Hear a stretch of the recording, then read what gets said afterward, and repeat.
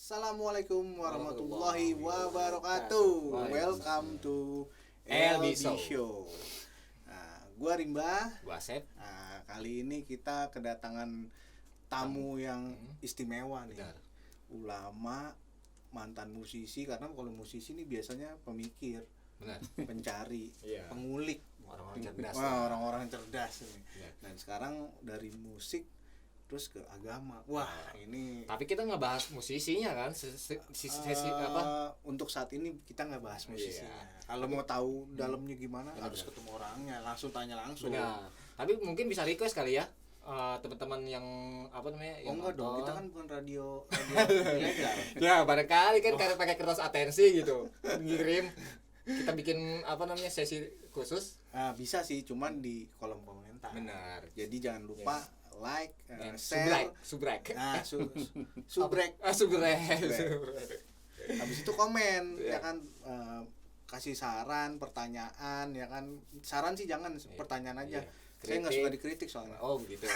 Tapi kalau kirim apa? Kirim duit boleh. Wah, boleh. Boleh dong, gue tulis rekening. Nggak boleh, Jangan. jangan, emang ini lembaga ini ya. Lembaga sosial. Sosial. Kenalin dulu dong. Jangan sampai lupa nih. Oke, Iya. LB Friends. Ini kita perkenalkan Ustadz Gelorawan ya.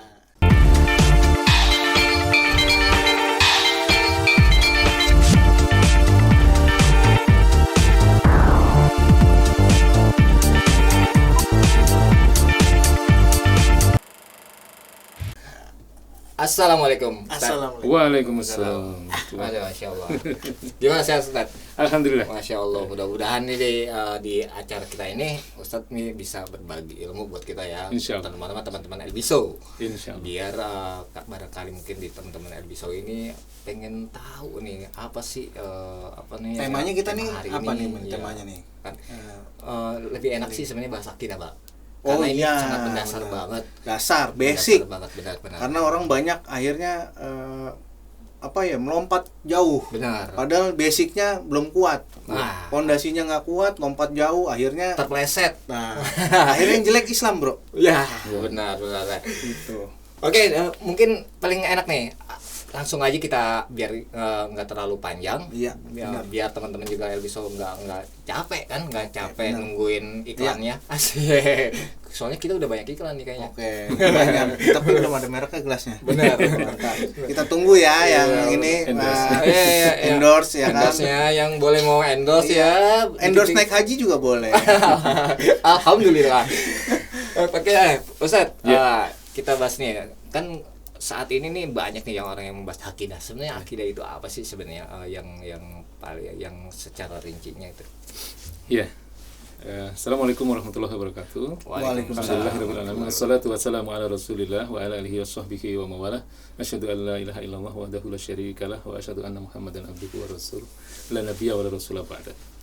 Baik, alhamdulillah saya diperkenankan untuk bersilaturahim dengan teman-teman kita, sahabat-sahabat muda yang Masya luar Allah. biasa ini. Amin. Amin.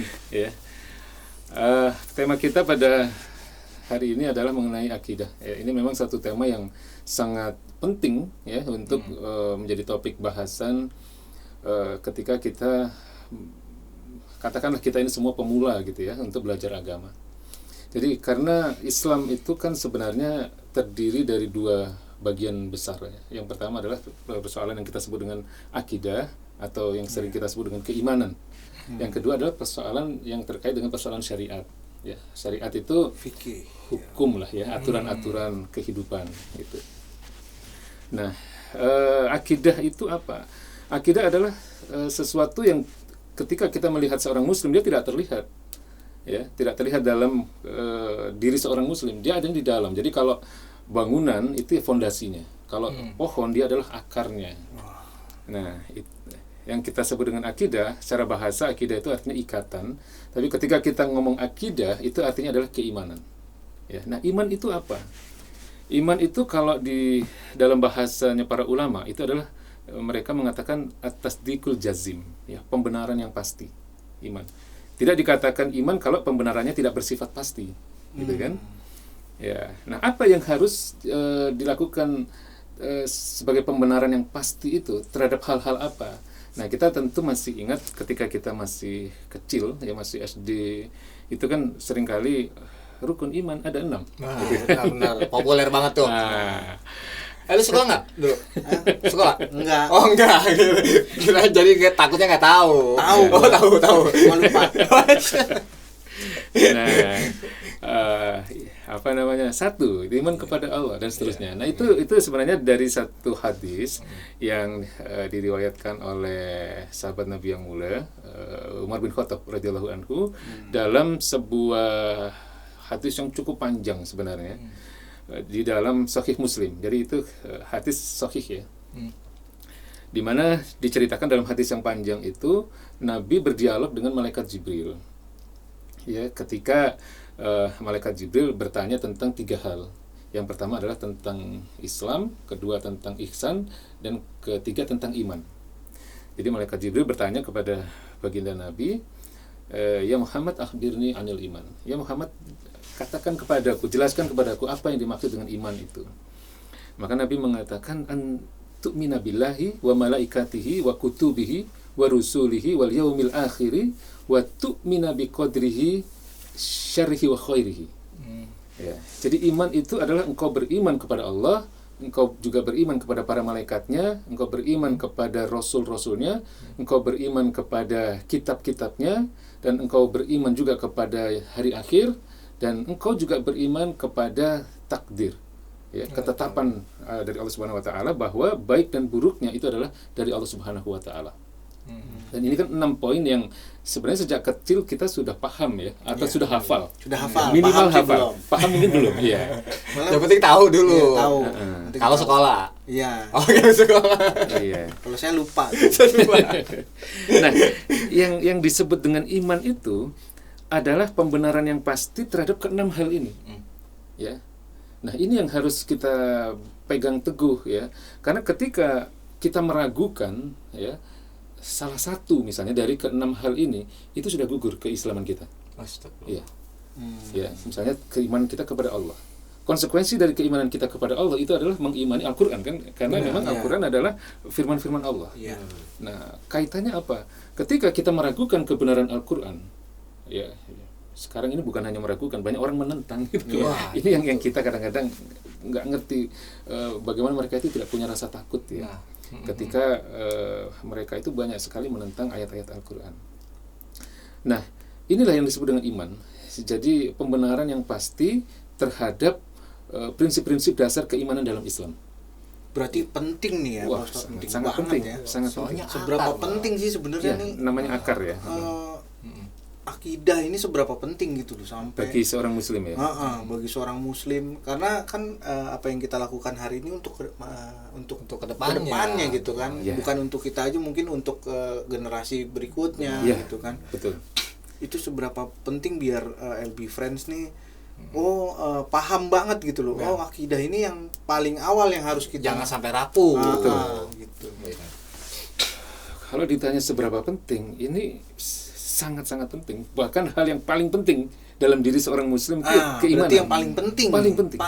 Paling penting. Karena saya katakan tadi bahwa sebuah bangunan itu tidak akan kokoh, tidak akan kuat ketika landasannya tidak kuat. Ya. Pohon pun demikian.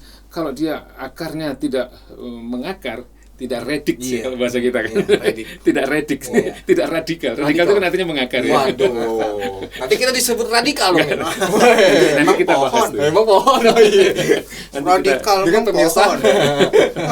Jangan dikonotasikan yang jelek nih ya, radikal. Ya. Jadi kalau keimanan seseorang itu tidak baik ya, tidak kuat, itu bagi seorang muslim adalah sesuatu yang sangat bisa kita katakan sebagai musibah itu.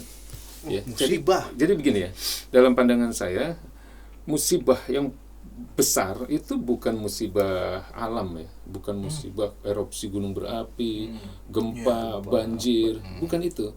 Ya, itu musibah yang sifatnya fisik yang ketika kita punya kemampuan untuk membangun kembali bangunan-bangunan yang rusak dan sebagainya, itu bukan sesuatu yang sulit kan, 1, 2, 3 tahun selesai ya.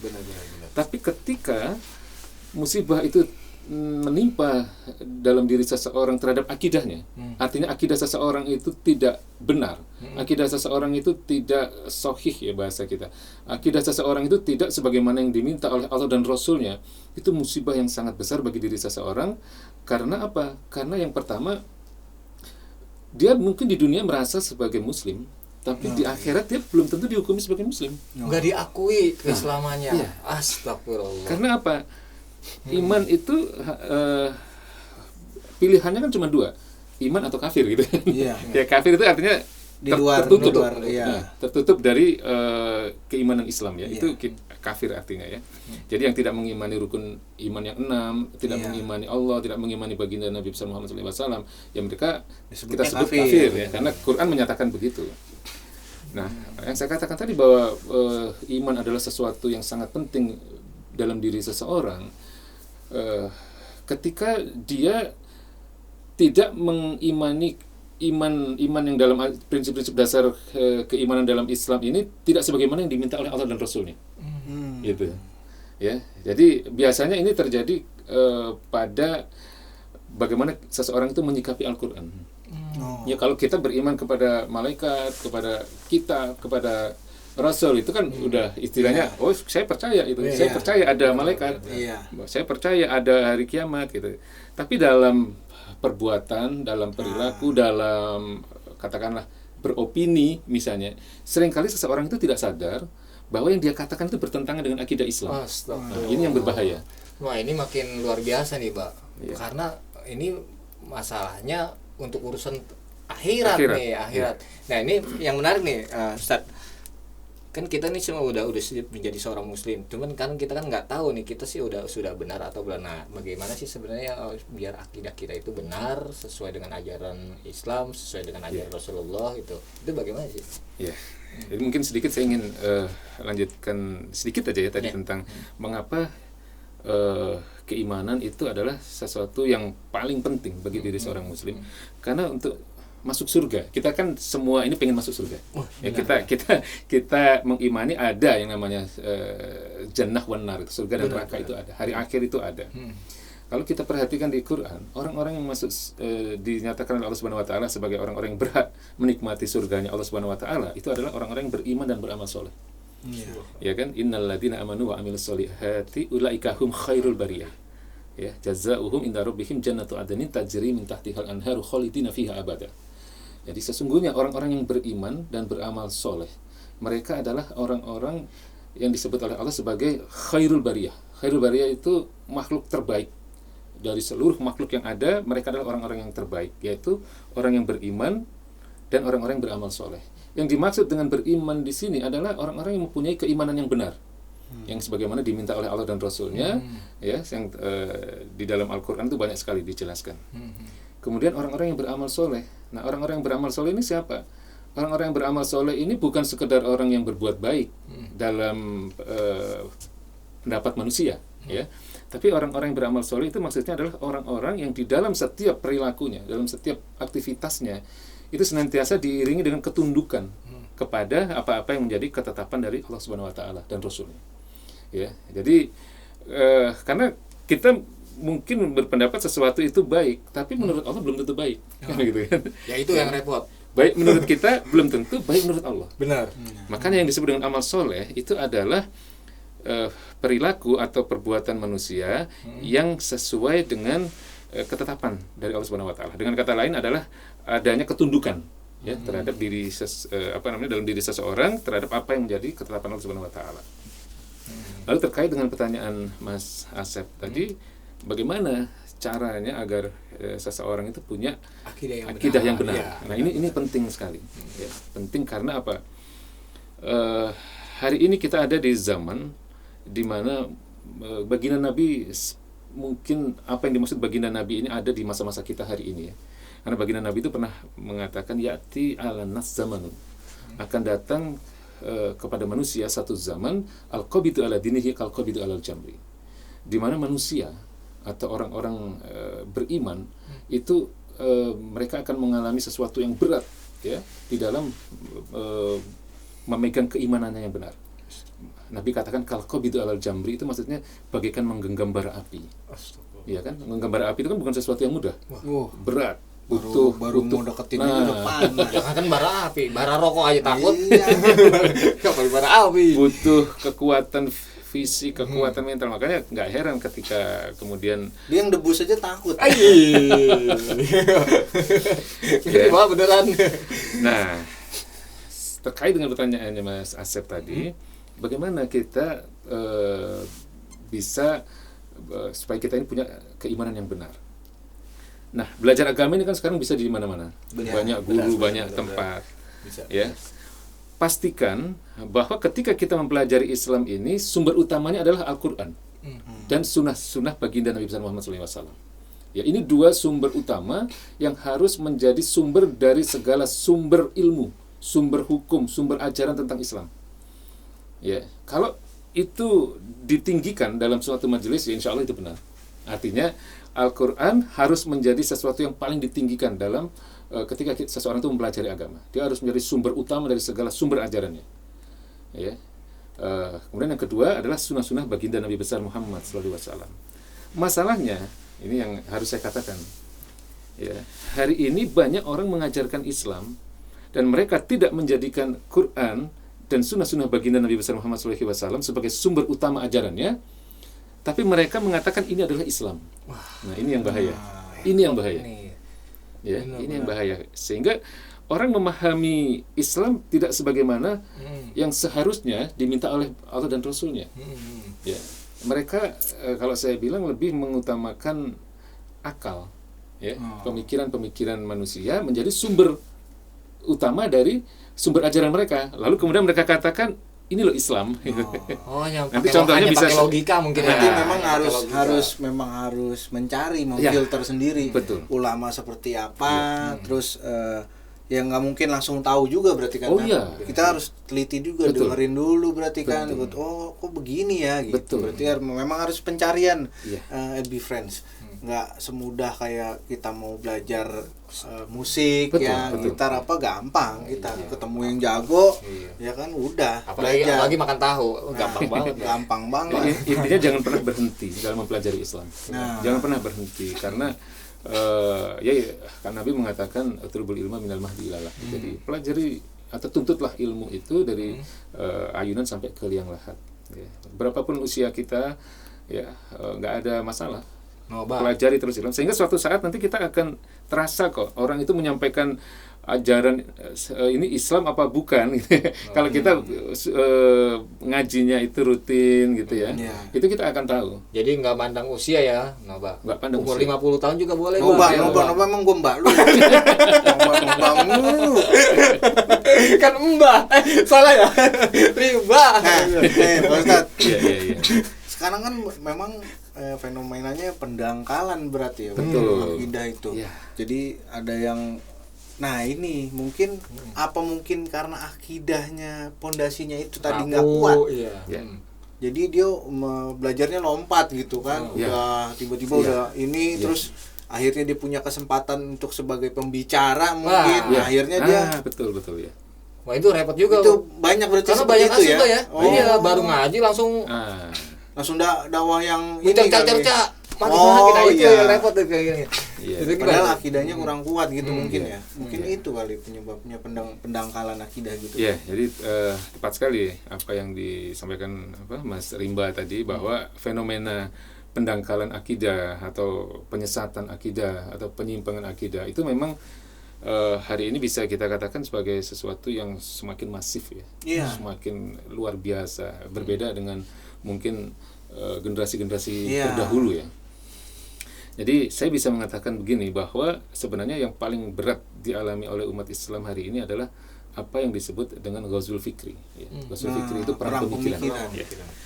Jadi memang ada satu masa tertentu di mana musuh-musuh Islam itu ada dalam satu kesadaran bahwa mereka tidak mungkin bisa mengalahkan umat Islam ketika mereka melakukan serangan-serangan fisik, ya kan? Serangan militer, serangan fisik itu sudah nggak mampu mengalahkan umat Islam ya pada masa-masa tertentu ya. Kemudian mereka beralih untuk melakukan serangan-serangan pemikiran karena mereka tahu bahwa kekuatan umat Islam itu adalah pada akidahnya. Benar. Ketika umat Islam itu berpegang teguh kepada Quran ketika umat Islam itu berpegang teguh kepada akidah Islam yang benar, itu akan sangat sulit dikalahkan secara fisik. Maka yang mereka lakukan adalah bagaimana agar umat Islam ini tidak mempunyai akidah yang benar, menghancurkan pondasinya. Ya, ini sebenarnya pangkalnya di situ. Pangkalnya di situ. Nah, kita bisa lihat hari ini bahwa yang sebagaimana yang saya katakan tadi, hari ini banyak yang mengajarkan atau mengatasnamakan Islam, tapi sebenarnya mereka tidak sedang membawa ajaran Islam. Ya, mereka justru membawa umat Islam kepada penyimpangan atau pendangkalan akidah tadi sebagaimana yang ditanyakan Mas. Dan kadang tanpa disadari ya Pak Ustadz ya. Buat kita orang awam akan sumir. Itu yang saya katakan pentingnya ngaji secara rutin tadi. Dan memang yang paling ideal ngaji itu berawal dari akidah memang. Ya. Ya kadang gini Pak Ustadz. Ada pengusaha, dia ngaji terus nih gitu, ngaji dan dia seorang pengusaha. Tapi apa dia sadar atau enggak? Dia sebenarnya melanggar syariat nih, memonopoli dagangnya atau apa gitu kan. Nah, itu kan itu di akidahnya kah? Betul. Atau memang kalau belajarnya sih saya rasa sih nggak salah gitu ya mungkin belajarnya. Nah, karena di beberapa kelompok lah, banyak kelompok-kelompok Islam nih kan, banyak yang mengajarkan memang Islam benar-benar Islam gitu ya. Itu banyak contoh orang seperti itu gitu. Dia pengusaha dia menjalankan tapi tidak sesuai syariat. Fenomena itu banyak loh. Apa hanya sekedar itu karena oknum aja atau memang salah akidahnya dari cara dia belajar? Iya. Jadi memang idealnya seorang muslim itu adalah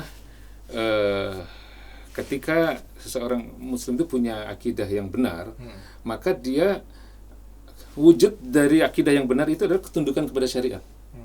Jadi kalau ada seorang muslim yang dia masih berani, masih sadar bahwa dia ada melakukan suatu perbuatan yang itu melanggar syariat, ya, bahwa itu adalah sesuatu yang berdosa, berarti akidahnya masih belum benar. Akidahnya masih belum kuat.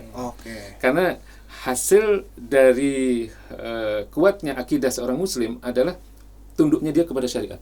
Tunduknya dia kepada hukum-hukum Allah. Artinya dia punya keterikatan terhadap Allah Subhanahu wa taala. Jadi kalau dalam bahasa kitab para ulama ya, di dalam sebuah kitab yang berjudul Nizamul Islam, ditulis oleh ulama besar dari Palestina, Syekh Taqiyuddin An-Nabhani, beliau memunculkan suatu istilah yang luar biasa itu. Beliau katakan bahwa perbuatan manusia itu harus mempunyai idrak silah bilah. Idrak silah bilah. Jadi kesadaran akan hubungannya dengan Allah. Jadi seorang muslim itu harus ada keterikatan dengan Allah gitu loh. Jadi kalau di dalam bahasa usul fikih itu ada satu kaidah usul fikih yang berbunyi al-aslu fil afal at-taqayyud fi hukmi syar'i. Jadi hukum asal perbuatan manusia itu terikat dengan hukum-hukum syara, dengan hukum-hukum Allah Subhanahu wa taala dan Rasulnya. Ya. Jadi orang yang mempunyai keterikatan terhadap hukum-hukum Allah, ya, terhadap ini wajib, ini sunnah, ini mubah, ini makruh, ini haram, ya. Seseorang itu kan seharusnya idealnya dia punya filter ya. Kalau wajib ya memang harus dikerjakan. Ya, kalau sunnah memang sebaiknya dikerjakan, gitu kan. Kalau mubah ya nggak ada masalah, biasa-biasa aja. Tapi kalau makruh sebaiknya ditinggalkan. Kalau haram wajib untuk ditinggalkan. Nah, seorang muslim itu seharusnya punya rasa itu ketika dia setiap melakukan suatu aktivitas. Nah, itu tadi akan menjadi masalah ketika akidah seseorang ini tidak baik, tidak kuat, ya, dia akan tidak mempunyai keterikatan seperti ini. Ya. Nah, ini yang saya bilang bahayanya ketika seseorang itu terjebak ya di dalam apa yang disebut dengan perang pemikiran tadi. Karena serangan-serangan pemikiran itu mengarahkan umat Islam kepada suatu kondisi di mana dia hanya boleh melaksanakan hal-hal yang sifatnya ritual, ya, misalnya sholat, zakat, puasa, haji, hanya sebatas ritual, fokus pada ritual, tidak masalah, gitu misalnya. Tapi jangan ngomong-ngomong soal katakanlah syariat yang lain, misalnya ekonomi, hukum, politik. Padahal Islam juga mengatur itu semua. Padahal benar, lengkap lah pokoknya Islam sebenarnya. Nah, ini Pak Ustadz. Iya, silakan. Di kalangan bawah nih, yang maksudnya saya mewakili orang-orang di bawah nih, saya perhatikan gitu. saya telaah gitu. Kan sosok-sosok misalnya seorang haji gitu ya, dia wah haji ini gini baru ngambil mobil, wah riba tuh. Padahal riba tuh. Cuma kan orang-orang yang apalagi orang ini belum berhaji masih susah, cuma akhirnya itu kecil, akhirnya itu jadi barometer ya. Itu maksudnya jadi contoh. Jadi contoh. Itu kan jadi gimana ya? Dan itu bertahun-tahun nih Ustaz. Perjalanan waktu itu. Wah itu, dan kalau ada yang ngaji apa, wah bagus dia ini, terus agamanya bagus gini, tapi orangnya biasa-biasa aja nih Ustaz nih, ya kan nggak jadi barometer Ustaz. Itu gitu. Itu yang saya maksud tadi ya. Jadi kalau saya boleh kutip ayatnya ya dalam surat Al-Maidah ayat 49, sebenarnya Allah Subhanahu wa taala itu sudah memperingatkan ya kepada orang-orang beriman ya. Jadi Allah katakan wa anikum bainahum bima anzalallah. Hendaklah kalian itu mengatur kehidupan kalian dengan apa yang telah diturunkan oleh Allah. Maksudnya dengan Al-Qur'an. Ya. Wala tattabi ahwa'ahum. Jangan engkau ikuti hawa nafsu mereka. Wahdharhum. Berhati-hatilah kalian kepada mereka an yaftinuka an ba'di ma anzalallahu ilaika. Karena mereka akan terus berupaya agar kalian itu tidak mengimani sebagian dari isi kitab yang telah diturunkan oleh Allah ini. Itu sudah diperingatkan sebenarnya oleh Allah Subhanahu wa taala. Dan ini bukan satu-satunya ayat. Banyak ayat yang nas-nas yang berisi peringatan agar kita berpegang teguh pada Quran itu secara utuh. Ya. Nah, ini yang saya katakan tadi. Ketika seseorang mengimani sebagian ayat Al-Quran, kemudian dia tidak mengimani sebagian yang lain, maka hadirlah seorang Muslim yang dia paham, ya, tapi perbuatannya sehari-hari itu tidak menggambarkan pemahamannya tentang Islam. Ya, tadi kalau antum ya Mas Rimba gambarkan kan seorang haji yang kemungkinan ilmu agamanya dia cukup baik, tapi dia masih terjebak dalam riba, kubangan riba kalau saya katakan itu. Padahal riba itu dosa besar loh. Dan itu kan jadi contoh warga sekitar. Orang-orang melihatnya kan mobilnya bagus baru dengan status hajinya dia udah baik. Lihat itu. Atau ini contoh gitu, ini di lingkungan ya dekat-dekat kita juga lah ya. Ini seorang pengurus masjid nih yang sering ngisi kajian atau bahkan dia jadi imam tetap di situ.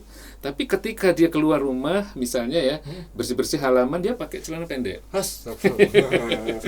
Malah kadang-kadang kita lihat pakai singlet gitu kan. Nah, padahal kayak orang Belanda ya. Padahal saya yakin kalau Belanda putih. Belanda hitam. Padahal saya yakin dia tahu batasan aurat. Nah, batasan aurat itu kan nggak hanya berlaku bagi seorang perempuan kan, bahwa wanita memang hanya boleh terlihat wajah dan telapak tangan. Nah, kalau laki-laki kan ada batasannya juga, meskipun nggak sama dengan wanita kan, dari pusar sampai lutut, ya kan. Tapi ketika dia menggunakan celana pendek, berarti lututnya kelihatan. Nah, itu kan aurat, ya. Bagaimanapun itu dosa itu. Nah, itu yang saya katakan. Dia tidak punya keterikatan terhadap hukum-hukum yang telah ditetapkan oleh Allah Subhanahu wa taala.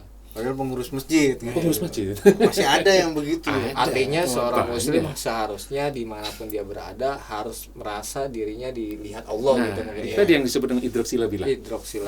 Kemanapun kita, apapun aktivitas kita, itu harus ada kesadaran akan hubungan kita dengan Allah. Bahwa kita itu diawasi. Allah itu sudah menugaskan malaikatnya kan. Ada malaikat raqib, ada malaikat atid. Ya itu yang raqib. Mencatat amal baik berarti gua apa? Lu mencatat amal buruk. Karena gua suka ngeliat keburukan orang. Puas loh. Padahal kan itu sudah kita tahu sejak kecil kan, bahwa ada malaikat pencatat kebaikan namanya malaikat raqib. Malaikat. Saya kalau ngomong atid ke kiri. Malaikatnya enggak apa-apa. Kan cuma tugas nyatet doang. Iya benar. Emang saya ahli ngomong keburukan orang itu. Jadi itu intinya, Mas. Jadi memang bagaimanapun akidah itu sesuatu yang saya katakan ya nggak bisa dinilai dengan apapun. Itu harta terbesar bagi seorang muslim yang akan kita bawa sebagai bekal kita untuk menghadap Allah Subhanahu wa taala kalau kita menginginkan surganya. Masya Allah. Nah, kadang gini, Pak Ustadz. Sebenarnya pengajian itu apa pengajiannya yang terlalu tinggi atau gimana ya? Kalau saya perhatikan gitu banyak hal-hal kecil, misalkan sunahnya, misalnya kan kita masak sesuatu baunya tercium oleh tetangga. Itu kita disuruh kasih kan sebagian lah gitu kan. Nah itu kan hal-hal seperti itu tidak berjalan, Ustaz. Saya yakin nggak berjalan, itu banyak yang nggak berjalan itu. Kayaknya curhat nih. Nggak, bukan. Iya, soalnya tadi gua cium bau ikan asin, saya nggak dibagi. Kurang ajar tuh tetangga. Nggak, itu maksudnya yang kayak begitu-begitu tuh, itu hal-hal yang kecil kan sebenarnya. Tapi sebenarnya itu basic kan, pondasi juga. Betul. Karena kalau itunya berjalan, nggak mungkin juga jadinya haji itu seorang yang dipandang agamis gitu, tapi dia ternyata riba, apa gitu kan nggak mungkin gitu, karena hal-hal kecil itu udah terbiasa terpupuk dari awal gitu. Tadi mungkin instruksi labila itu, Pak, karena kayak nggak mungkin juga kan jadi pengurus masjid pakai celana pendek, ya kan, padahal dengkul borokan, itu, aduh, nggak malu sih itu. Buat tema sekarang nih, Pak, kan kita nih udah dari semua bahasan itu nih, ini harus ada intisarinya nih, ibaratkan minuman makanan itu harus minuman enaknya nih. Tapi sebelumnya gue mau ngingetin juga benar. Gue ingetin lagi nih, jangan lupa like, share, and subscribe. Nah, terus juga komentar, kirim-kirim atensi, request boleh kirim request duit. Oh jauh bukan lo. Mungkin request temanya apa? Bener, gitu kan. boleh terus juga kapan mau Ustadz Gelorawan lagi dong? Wah, boleh banget. Kakak kelasnya Ahmad Dhani ini. Weh, pada nggak tahu nih, sekarang tahu kan? Makanya pantangin terus di sini, kita narasumbernya keren, asli, nggak abal-abal dan otentik. Aslinya mungkin di tempat-tempat lain nggak dapet loh. Nggak dapet. Khusus nah sekarang mungkin Pak Ustadz kasih closing statement di sarinya nih, kita bahasan kita kali ini nih apa nih? Jadi tema kita memang tadi tentang akidah ya. Jadi kesimpulannya bisa katakan begini, memang tidak cukup ya waktu yang demikian singkat ini untuk bisa menggali seluruh materi tentang akidah ini. Tapi mungkin sebagai gambaran globalnya ya, mungkin bisa saya sampaikan kerangkanya. Jadi Islam itu saya katakan tadi ada dua bagian pokok yang besar. Yang pertama adalah soal keimanan atau akidah, yang kedua adalah soal yang kita sebut dengan persoalan-persoalan syariat ya, atau hukum-hukum atau aturan-aturan seluruh aktivitas kehidupan manusia itu ada dalam Islam. Nah, akidah yang baik, akidah yang benar itu akan memunculkan seorang muslim yang taat syariat ya. Dia seluruh perbuatannya dia merasa terikat dengan hukum-hukum syariat Allah Subhanahu wa taala ketika dia mempunyai akidah yang benar. Nah, akidah itu sendiri sebagaimana saya katakan di awal tadi adalah at-tasdiqul jazim. Ya, pembenaran yang pasti terhadap prinsip-prinsip dasar keimanan kita. Ya, mungkin prinsip dasar yang paling dasar ya syahadat kita itu kan, mengimani Allah dan mengimani Rasulnya. Tapi dalam bahasa yang lebih luas lagi, ya rukun iman yang 6 itu. Keimanan kita terhadap ke-6 hal ini. 6 hal ini kan ghaib ya. Tapi ghaib itu belum tentu tidak ada kan. Ghaib itu bisa jadi ada, terutama yang ke-6 hal rukun iman ini harus kita yakini ada ini. Ada tidak pasti tampak ada. Ya.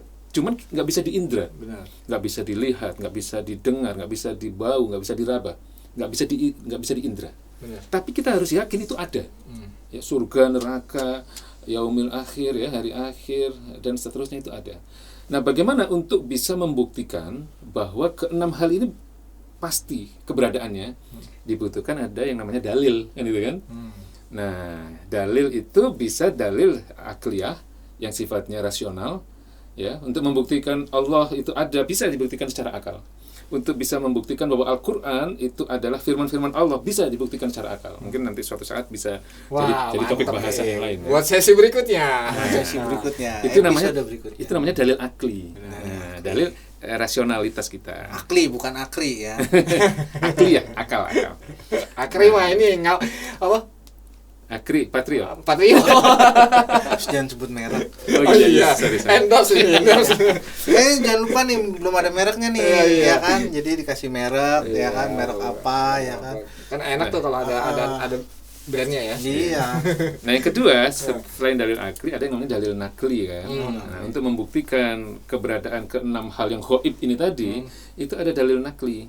Ya, dalil nakli itu artinya dalil di mana kita mengutip ya, atau menukil dari sumber-sumber dalil. Nah, sumber dalil itu ada dua dalam persoalan keimanan atau persoalan akidah itu. Yang pertama adalah Al-Qur'an, yang kedua adalah hadis. Nah, ini nanti mungkin bisa jadi topik bahasan berikutnya. Jadi kesimpulannya seperti itulah. Oke, LB Friend, episode kali ini udah kita cukupin dulu. Kalau mau lebih dalam lagi ya pastinya harus talaki gitu ya, kan harus atau di datang sesi ketemu. berikutnya nanti kita akan adain lagi deh. Oke, sampai di sini dulu. Assalamualaikum warahmatullahi wabarakatuh. Waalaikumsalam warahmatullahi wabarakatuh.